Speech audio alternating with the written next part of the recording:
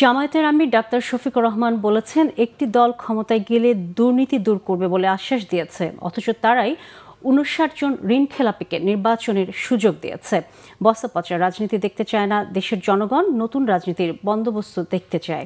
জাতীয় সংসদ নির্বাচন সামনে রেখে এনসিপি আহ্বায়ক নাহিদ ইসলামের আসনে ১১ দলীয় ঐক্যের জনসভায় জামায়াতে ইসলামের আমির ডাক্তার শফিকুর রহমান কথা বলেন। তিনি বলেন, জনগণ ১২ তারিখ চাঁদাবাজ, দখলদার, আধিপত্যবাদী গোলামদের লাল কার্ড দেখাবে। নির্বাচিত হলে ১১ দলীয় জোটের এমপি মন্ত্রীরা জনগণের সামনে সম্পদের বিবরণী পেশ করবে। অগ্রাধিকারের ভিত্তিতে নারীদের নিরাপত্তার নিশ্চয়তা দেয়া হবে। জনসভায় নাহিদ ইসলাম বলেন, একটি দল দেশকে বিপদগ্রস্ত করার পরিকল্পনা করছে। তাদের দৃষ্টিভঙ্গি জানিয়ে দিয়েছে, তারা বলে দিয়েছে আমরা পুরোনো বন্দোবস্তে আর নাই, বস্তাপচা রাজনীতি আর ফিরিয়ে আনতে চাই না, নতুন বাংলাদেশ আমরা দেখতে চাই, বাংলাদেশে নতুন রাজনীতির উত্থান চাই।